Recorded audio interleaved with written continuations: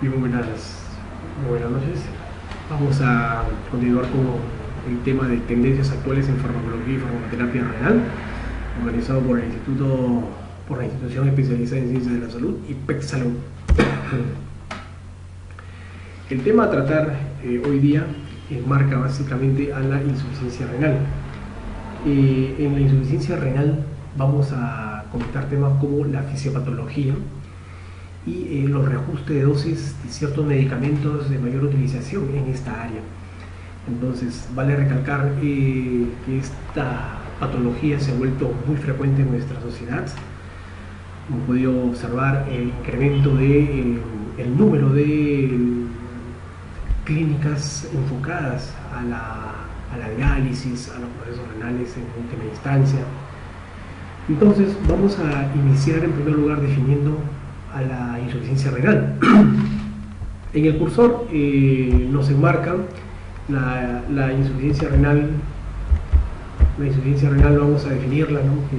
Como la incapacidad de los riñones para desarrollar la filtración adecuada, ya sea de toxinas y otras sustancias de desecho en la sangre.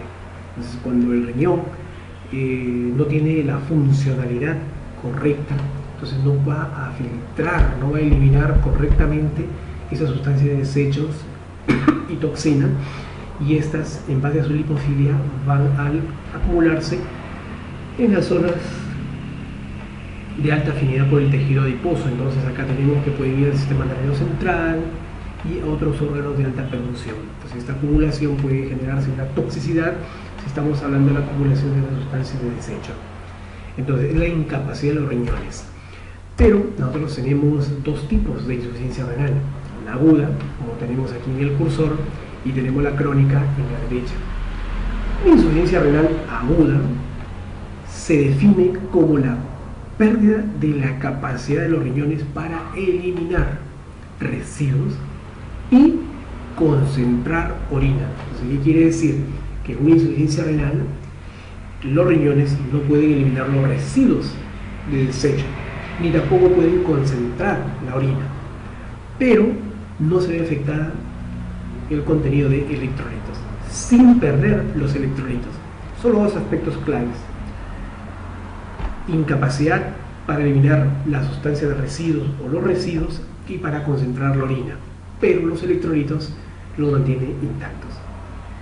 En una insuficiencia crónica, renal crónica, se va a desarrollar una pérdida gradual, progresiva, de la capacidad de los riñones para eliminar la sustancia de desecho, similar a la aguda, concentrar la orina, similar a la aguda, y conservar electrolitos. Entonces aquí se pierde la capacidad para eliminar sustancias de desecho, concentrar orina y conservar los electrolitos, que es lo que lo diferencia de una insuficiencia renal aguda.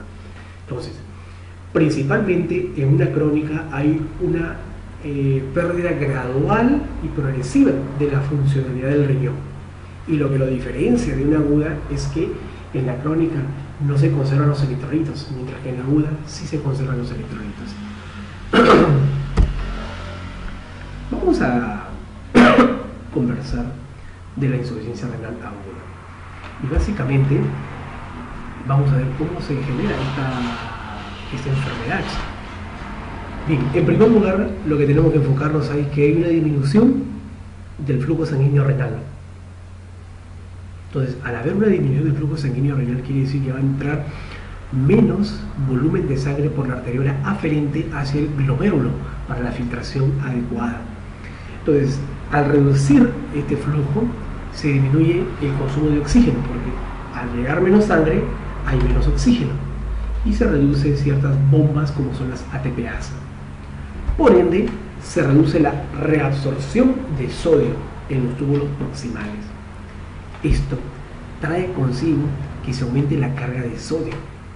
Entonces, al aumentarse la carga de sodio, se estimula la mácula densa, y esto va a permitir una mayor actividad o una mayor producción de renina proveniente del aparato yuxtaglomerular, porque hay una reducción de la absorción de sodio, hay una pérdida. Entonces, por lo tanto, al activarse el aparato yuxtaglomerular de la renina, se va a activar la angiotensina 1 y por ende, por último, la angiotensina 2. Esta angiotensina 2 va a permitir, sabemos que es un potente vasoconstrictor y lo que va a generar es una vasoconstricción de la arteriola aferente. Entonces, al haber una vasoconstricción de la arteriola aferente, en primer lugar, se va a disminuir la filtración glomerular, porque se está generando una vasoconstricción de esa arteriola aferente que llega con sangre hacia el glomérulo. Por lo tanto, se va a retener urea, sustancia de desecho, agua, se va a incrementar un edema, se va a incrementar los niveles de retención de sodio, potasio y hidrogeniones. Entonces, ¿qué va a haber? Muerte por edema pulmonar agudo, porque hay una retención de líquidos. Hay una hipercalemia por el potasio retenido y hay una acidosis por los protones que se están incrementando. Entonces, este es el proceso que genera la insuficiencia renal aguda.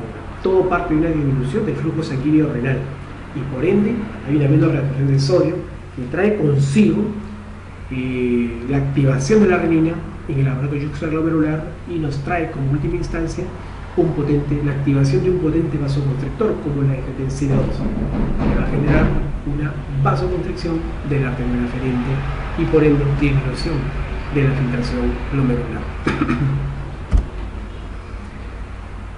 Vamos a conversar, ya vimos la insuficiencia renal aguda que conserva los electrolitos, no permite eliminar los de desechos o residuos tóxicos y al mismo tiempo no nos olvidemos que en una insuficiencia renal aguda no se puede concentrar la orina, pero vamos a conversar como parte de una insuficiencia renal crónica. En el esquema que tenemos enfrente, en primer lugar hay una pérdida de nefrones, ¿sí? Ya se han perdido de nefrones, no nos olvidemos que es una disminución gradual, prolongada, crónica de la funcionalidad del riñón. Entonces esta pérdida de los nefrones, las nefronas van a generar una disminución de la función renal. Esta disminución de la función renal que tenemos enfrente va a generar tres aspectos muy importantísimos. El primero, la alteración del equilibrio hidroelectrolítico, ácido-base. Entonces, y el ácido-base, dos desequilibrios, tanto el ácido-base como el hidroelectrolítico. Entonces, al haber una alteración del equilibrio hidroelectrolítico y ácido-base, se va a generar una retención de hidrógeno, y si se retienen los hidrógenos, se va a generar acidosis metabólica. Segundo, va a haber una retención de potasio, hay una hipercalemia. Se altera el metabolismo del calcio y del fósforo y hay una retención de ácido úrico y magnesio. Se disminuye la excreción de sodio, por lo tanto, si se retiene sodio, se retiene agua y por ende incrementa la volemia, aumenta el gasto cardíaco, se incrementa la presión arterial y por ende también se incrementa la retención de líquidos que nos lleva al edema. Se altera el balance de agua, hay una alteración en el balance de agua, hay un edema, hay una sobrehidratación y una hiponatremia. Bien, el segundo punto es la acumulación de solutos orgánicos. Por ejemplo, ¿qué tenemos aquí? Al disminuir la funcionalidad renal se acumula de urea, sustancia de desecho, guanidinas, básicamente producto final de las bases públicas y lipídicas, oxalatos, cristales, la paratormona y las beta-2 microglobulinas se comienzan a acumular. El metabolismo hormonal también se ve alterado, entonces se reduce la vitamina D y la eritropoyetina y se incrementa la insulina, el glucagón, la gastrina, la calcitonina y la paratormona, la hormona paratormona se comienzan a incrementar. Entonces esta alteración tanto del equilibrio ácido-base, hidroelectrolítico, la acumulación de sustancias orgánicas y la alteración del metabolismo hormonal es el que se ve alterado con esta disminución de la función renal y pérdida de las nefrones en una insuficiencia renal crónica, que no nos olvidemos, hay una acumulación de sustancias de desecho porque no se pueden eliminar, 2, no se concentra la orina y 3, que es un punto clave, básicamente es que hay una alteración de no se conservan los electrolitos, que a diferencia de una insuficiencia renal aguda. Ese tema es muy importantísimo porque vamos a ver principales medicamentos que se utilizan en los pacientes con enfermedades renales y tienen comorbilidades, llámese hipertensión, diabetes, lipidemia, tienen inflamación, dolor. Hay un reajuste de dosis de los medicamentos, como por ejemplo Vamos a ver los AINES. Los AINES son muy utilizados por este grupo poblacional. Tenemos, por ejemplo, ibuprofeno, ketoprofeno, naproxeno, diclofenaco, indometacina, piroxicam, clonexidatoimicina, celecoxib y el letoricoxib son muy utilizados. Entonces, todo basamos a la filtración, básicamente glomerular, el reajuste de dosis en base al volumen. Si el volumen es de 100 a 50 mililitros por minuto, entonces quiere decir que estos medicamentos no son reajustables. Si el filtrado glomerular, el aclaramiento de creatinina es de 100 a 50 mililitros por minuto, no hay un reajuste ninguno, a excepción del celecoxib. Él es un medicamento que sí se puede reajustar de un 100 a un 75% del celecoxib cuando exista este filtrado glomerular. Si existiera un aclaramiento de creatinina de 50 a 10 mililitros por minuto, bueno, en este caso se tiene que hacer un reajuste de los principales medicamentos como son ibuprofeno, ketoprofeno, naproxeno, diclofenaco. De un 75 a un 50% de la dosis tiene que ser administrada. Entonces, por ejemplo, respecto a clonexidatolicina o la famosa dorixina, un 75%. Piroxicam también de un 75 a un 50%. El celecoxib de un 75 a un 25%. Pero si hablamos de menor a 10 mililitros por minuto, hay que evitar. Solo dos medicamentos pueden darse, pero siempre y cuando reduciendo la dosis en un 75%, y es el parecoxib. Entonces, hay que tener mucho cuidado con el aclaramiento de creatinina. El reajuste de dosis está en base a el aclaramiento de creatinina. Entonces, de 50 a 100 no hay problema con los AINES, a excepción del celecoxib. Pero si hablamos de 50 a 10 mililitros por minuto, ahí tiene que haber un reajuste en el gran porcentaje de todos ellos. Y básicamente el reajuste es entre un 75 a un 50% de la dosis. Por ejemplo, si el ibuprofeno es 1800 miligramos al día, por ejemplo, entonces el 50% tiene que ser 900 miligramos al día.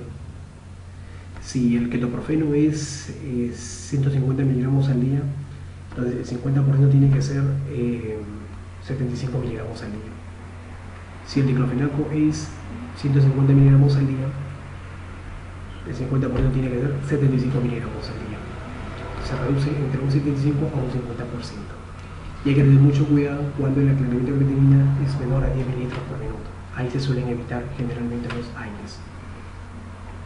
Clonexidatolicina puede ser utilizado en un 50%. Por ejemplo, la dosis de clonexidatolicina es de 125 cada 6 a 8 horas. Entonces el 50% quiere decir que es aproximadamente un 62.5% de toda esta dosis. Otro grupo muy utilizado clínicamente en la insuficiencia renal son los antimicrobianos. Por ejemplo, los aminoglucósidos, no nos olvidemos que son neurotóxicos en su utilización mayor a los 5 días. Dos medicamentos muy importantes y de alto uso son la gentamicina y la micacina. A ver, si el aclaramiento de creatinina, por ejemplo, es de 100 a 50 mililitros por minuto, se tiene que dar amicacina cada 8 o cada 12 horas, normal. La genta también. Entonces, si el aclaramiento es de 50 a 100 mililitros por minuto, el intervalo posológico se mantiene igual. Pero si el aclaramiento baja de 50 a 10 mililitros por minuto, ya se tiene que dar amicacina cada 24 o 48 horas. 24 o 48 horas. 10 mililitros por minuto será 48 horas. Pero si hablamos de gentamicina, se tiene que reducir entre un 30 a 70% a la dosis y tiene que ser cada 12 a 24 horas. Si nosotros observamos si el aclaramiento de creatinina es menor a 10 mililitros por minuto, entonces ahí ya cambia, porque la amicacina pasa de cada 48 a 72 horas. Y si fuera gentamicina, tiene que ser la dosis el 20 o el 30% de la dosis, cada 24 a 48 horas. Por ejemplo, si estamos hablando de gentamicina, ¿no?, de la dosis de 1.5 miligramos por kilogramo, en un paciente de 60 kilogramos estamos hablando de 90 90 miligramos. Entonces 90 miligramos, el 30% de la dosis, tenemos que sacar, si estamos hablando del 90%, entonces el 30% aproximadamente tiene que ser aproximadamente unos 35 miligramos, pero cada 24 a 48 horas. Entonces esto nos enmarca que el aclaramiento de creatinina es muy importantísimo para los aminoglucósidos. Se reduce el intervalo, la dosis, o se va incrementando el intervalo posológico en el caso de micacina. En el caso de gentamicina se reduce el porcentaje de dosis y el intervalo posológico se extiende cada vez más. El segundo grupo muy utilizado son los carbapenems. Cuando el aclaramiento de creatinina está entre 50 y 100 litros por minuto, no hay reajuste de dosis para ertapenem, meropenem e imipenem más cilastatina. Pero hacemos un hincapié muy importante. El imipenem solo se reduce junto con ertapenem y meropenem cuando el aclaramiento esté entre 50 a 10 mililitros por minuto. Imipenem se reduce en un 50%, no nos olvidemos que es uno de los fármacos más nefrotóxicos, y meropenem el 50% cada 12 horas. Quien sí se mantiene es el ertapenem, 100% normal. Pero si el aclaramiento de creatinina es menor a 10 mililitros por minuto, el ertapenem se reduce en un 50% la dosis, quiere decir 1 gramo cada 24 horas, entonces será 0.5 gramos cada 24 horas si el aclaramiento de creatinina es menor a 10 mililitros por minuto. Pero si el aclaramiento de creatinina es menor a 10 mililitros por minuto con respecto al imipenem más cilastatina, la dosis se reduce en un 25%. Y si fuera meropenem, se reduce en un 50% y el intervalo posológico es cada 24 horas. Con respecto a la cefalosporina, no hay cambios cuando nosotros hablamos de cefasolina cada 8 horas y el aclaramiento de creatinina es 50 a 100 mililitros por minuto. Cefepime igualmente no hay un cambio. Cefixime se mantiene igual. Cefotaxima, cefalosporina de tercera generación, cada 6 horas igual. Ceftazidima cada 8 a 12 horas. Cetraxona no hay una reducción. Cefuroxima se mantiene igual. ¿Cuándo existe un cambio? Cuando los aclaramientos de creatinina son de 10 mililitros a 50 mililitros por minuto. Ahí la cefasolina ya es cada 8 a 12 horas. La cefepime ya es cada 24 horas. La cefotaxima ya es de 6 a 12 horas. La ceftazidima es cada 12 a 24 horas. La ceftraxona se mantiene 100% normal, no hay ningún cambio. Y la cefuroxima sí cambia de 8 a 12 horas.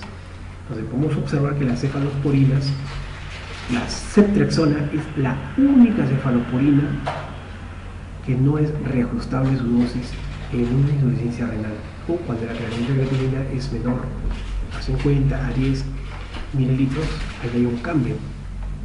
¿Qué cambia? Básicamente en la cefalosporina se comienza a incrementar los intervalos posológicos. ¿Sí? Por ejemplo, la ceftazidima es cada 24 a 48 horas, la cefuroxima cada 24 horas, la cefotaxima es cada 24 horas o se reduce el 50% de la dosis. Entonces, lo que nos deja la enseñanza aquí con los antimicrobianos principales es que hay un reajuste de dosis o, en su defecto, hay una ampliación o hay un incremento de los intervalos posológicos. Seguimos otro grupo muy importante, también macrólidos como la citromicina.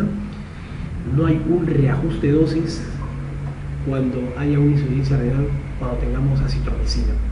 Pero si tenemos claritromicina, sí, claritromicina se reajusta cuando existe un aclaramiento de creatinina de 50 a 10 mililitros por minuto, sí hay un reajuste de un 75%. Y si es menor a 10 mililitros por minuto, de 50 a 75%. En eritromicina solamente hay un reajuste cuando se reduce a un volumen menor a 10 mililitros por minuto. Otro medicamento muy utilizado es la colistina, por ejemplo, antibiótico de reserva a nivel hospitalario. Solo hay un reajuste de dosis cuando hay una reducción entre 50 a 100 mililitros por minuto del aclaramiento de creatinina, lo que se incrementa es el intervalo posológico, pero se mantiene la cantidad de 660 miligramos. Si se reduce de 50 a 10 mililitros por minuto, ya es cada 24 horas. Pero si es menor a 10 mililitros por minuto, se tiene que extender a 36 horas cada dosis de colistina. Entonces, la colistina, la dosis es 160 miligramos. El intervalo posológico se va a ir incrementando en la medida que el aclaramiento de creatinina sea menor. Por ejemplo, cuando es menor a 10 mililitros por minuto, ya estamos hablando de cada 36 horas. Linezolid también es importante recordar, es uno de los fármacos antibióticos de reserva para básicamente fármacos con bacterias gram negativas y positivas que no necesita reajuste de dosis según insuficiencia renal. Hablamos de la vancomicina, es un fármaco también nefrotóxico. Tenemos que tener en consideración que se reajusta su dosis cuando el aclaramiento de creatinina está de 10 a 50 mililitros por minuto. Hay un reajuste básicamente de dosis, se mantiene. Lo que cambia es el intervalo posológico cada 24 a 96 horas. Pero si el paciente tiene un aclaramiento de creatinina menor a los 10 mililitros por minuto, entonces el intervalo posológico es cada 4 a 7 días la administración de este medicamento. Astrenam también es otro medicamento muy importantísimo, también es un antibiótico de reserva, y podemos observar que hay un reajuste de dosis cuando el aclaramiento de creatinina esté de 50 a 10 mililitros por minuto. Se cambia de 50 a 75% de la dosis. Y menor a 10 mililitros por minuto cuando esto esté por debajo de estos valores, el porcentaje de reducción es de 25%. Entonces, Astrenam también es un fármaco como la vancomicina que se va reduciendo la concentración. En el caso de Astrenam, en el caso de vancomicina, se va incrementando el intervalo posológico. Piperacina es un antipseudomónico muy importantísimo que tener en consideración porque se utiliza en las infecciones intrahospitalarias, sobre todo abdominales, por gram negativos, y cuando hay presencia de pseudomonias. Entonces, en este caso, si el clearing de creatinina es de 50 a 100 mililitros, se da cada 4 a 6 horas, normal, no se mueve. Pero si está de 50 a 10 mililitros por minuto, sí es cada 6 a 8 horas. Pero si se reduce por debajo de los 10 mililitros por minuto, ahí tiene que ser cada 8 horas. Entonces también la piperacilina es un fármaco muy utilizado y que se debe extender los intervalos posológicos. Habíamos conversado también la famosa ticarcelina. La ticarcelina también es un antibiótico de reserva, ¿sí? También viene asociado con el ácido clavulónico, un inhibidor de beta-lactamasa, pero aquí básicamente la dosis normal es de 3 gramos cada 4 horas. Pero si es que el aclaramiento de creatinina es de 50 a 100 mililitros por minuto, lo que baja la cantidad, la concentración es de 1 a 2 gramos, pero cada 4 horas. Si fuera de 50 a 10 mililitros, es 1 a 2 gramos que se mantiene, pero lo que se extiende es el intervalo posológico. Pero si fuera menor a 10 mililitros por minuto, se sigue manteniendo la concentración de 1 a 2 gramos, pero el intervalo se extiende a 12 horas. Entonces, esa es la diferencia. Y dentro de los antifúngicos, por ejemplo, la famosa caspofungina es uno de los antifúngicos que no necesita un reajuste de dosis en base a los aclaramientos de creatinina. El fluconazol, sí, hay que tener en consideración de que la dosis es de 200 a 400 miligramos cada 24 horas. Pero el aclaramiento de creatinina, si es de 50 a 100 mililitros, la dosis será 200 a 400 miligramos cada 24 horas.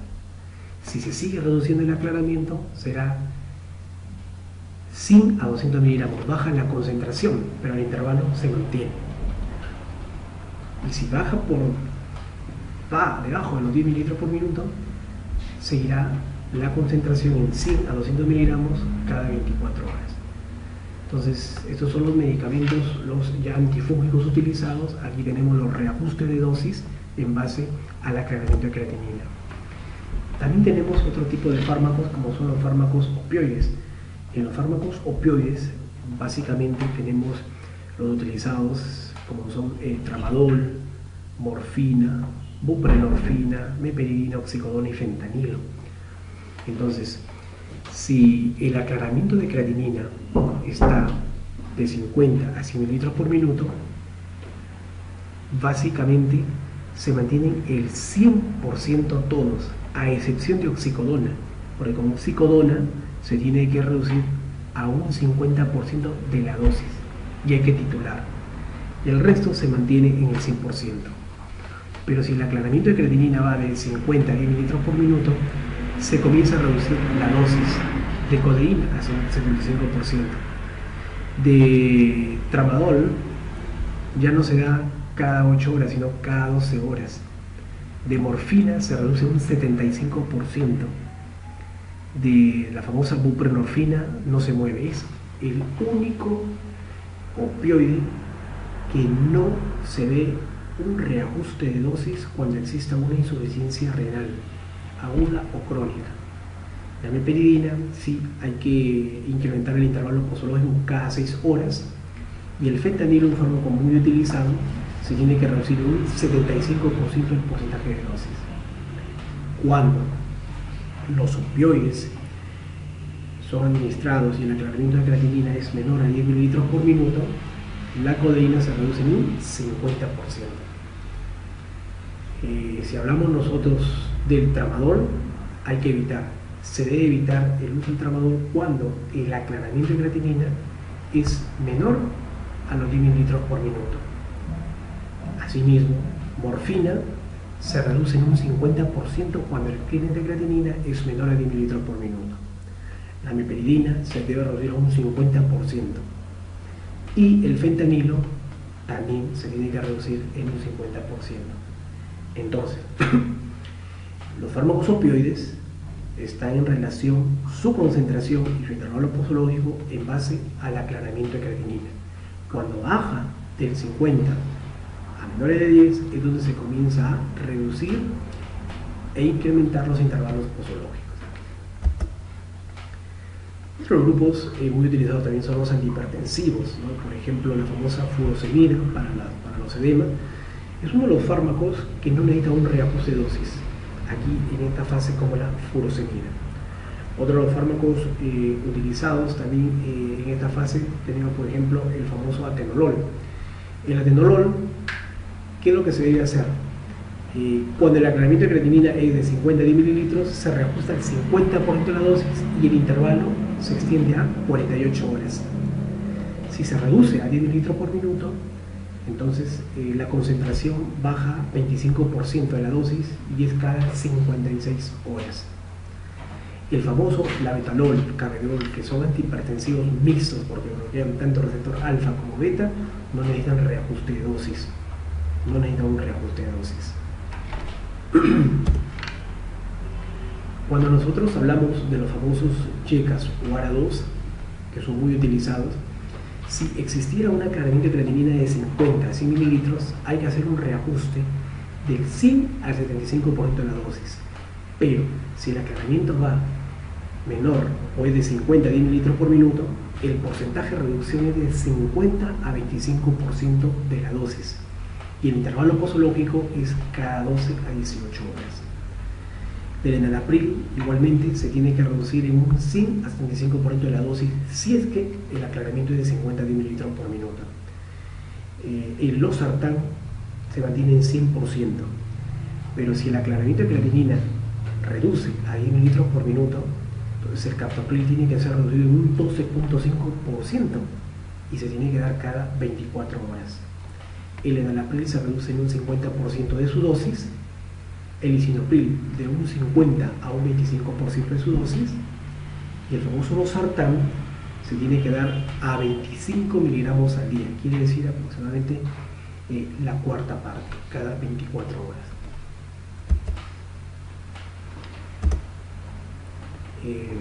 Estos eran los antihipertensivos. Tenemos los antidiabéticos. Aquí básicamente tenemos aquí a la famosa glipicida. Como lo podemos observar, la glipicida en los pacientes diabéticos, si su aclaramiento de creatinina es de 50 a 100 mililitros por minuto, no es reajuste de dosis. Pero si es menor a 50 mililitros por minuto, se debe reajustar el 50% de la dosis en glipicida. En glimurida o glibenclamida se tiene que evitar cuando el aclaramiento de creatinina es menor a 50 mililitros por minuto. Y en la climepirida es uno de los antidiabéticos que no necesita un reajuste de dosis. Se mantiene el 100% en cualquiera de los aclaramientos de creatinina que se presenten.